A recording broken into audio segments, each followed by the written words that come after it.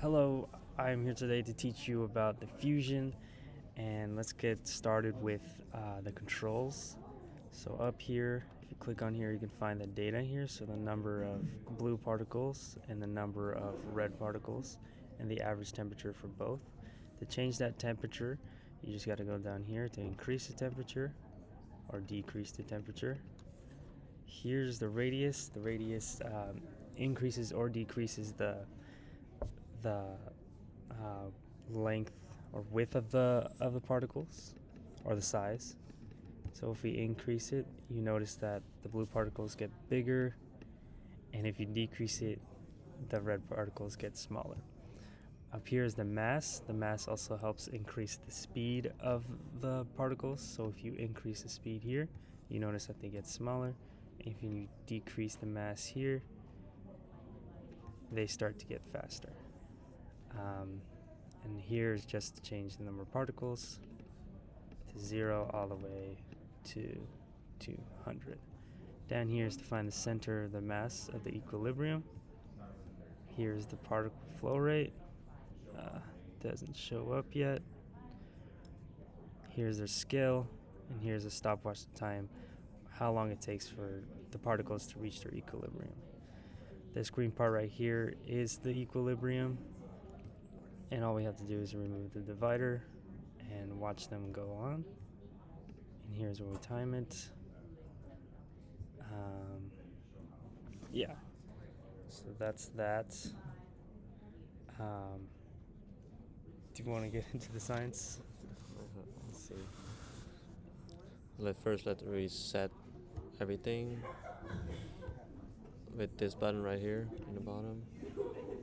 So we start off with, don't make too many particles because they'll impact the equilibrium. So let's start with 20. Leave everything the same. So it starts off with 28, 125, 125, 300, 300. So change one thing at a time. Don't change more than one thing, so that otherwise it would be harder to figure out what is impacting the change. Click on the plus to get the data table, so you can see what's changing, and you can stop it when you feel like they're in equilibrium. If the particles are the same, the equilibrium would let's get a stopwatch. Equilibrium would be achieved pretty quickly if you keep the particles pretty low. If you increase, stop this real quick, reset. If you increase the particles on both sides, there will be more collisions because there's more particles to collide with each other, making the time to reach equilibrium larger or greater.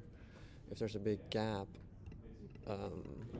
let's do some 10 and don't go too crazy, 90. You will see that the greater amount of particles will spread out pretty quickly, and they will collide with the red particles that only have 10, keeping them on their side. So if you can see, there's barely any particles on the left. Let's reset again. So now let's get 30 again. Now let's change the radius. So if you increase the radius, the particles get larger, so there's more surface for them to collide. So if you increase both to the max radius, let me see, 250, and remove the divider.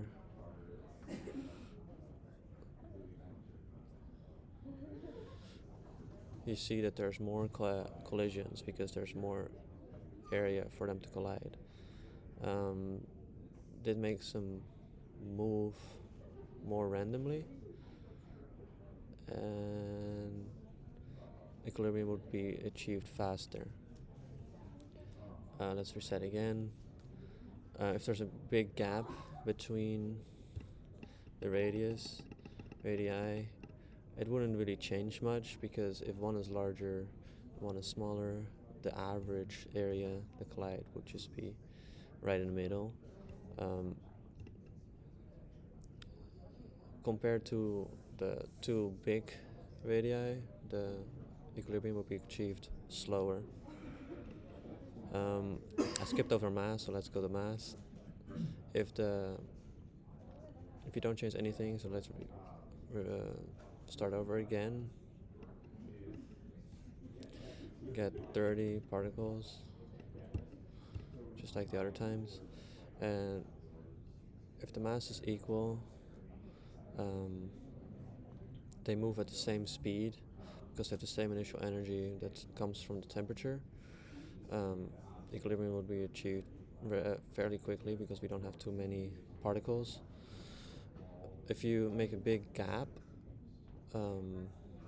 let's make the blue ones really heavy, you can see that they move a lot slower, because there's the same amount of energy from the temperature, but just like a bus, you need more energy to move the bus than if you move like a smart car or whatever. So if there's a big difference between those two, let's get the divider out of there. And you can see that when the blue hits the red, blue barely moves out of the way or changes speed, but the red one like almost does a 180 and like speed gets the kinetic energy from the blue one. If you look for the data table, you can see that the temperatures are relatively the same. Like now they look a little different, but it should be at 300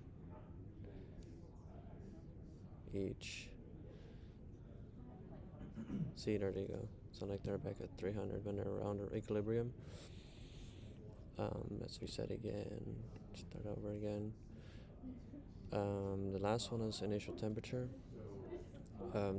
That's just in Kelvin. That's what the K stands for. If you have the same amount of particles like last time, 30,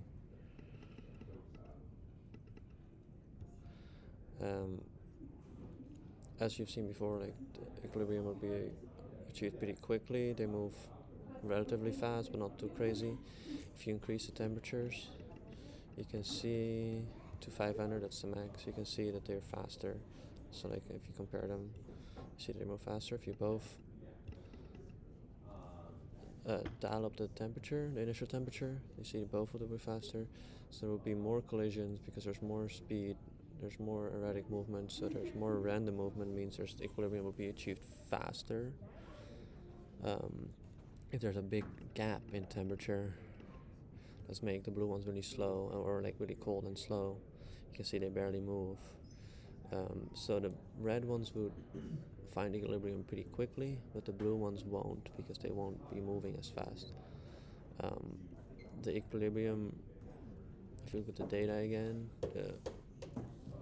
the average temperature, you see that this is 50, this is 500. You get the equilibrium temperature would be like 50 plus 500 would be 550, divided by 2 is 275. So in a perfect world, the average temperature of each side of each particle would be 275. That's it.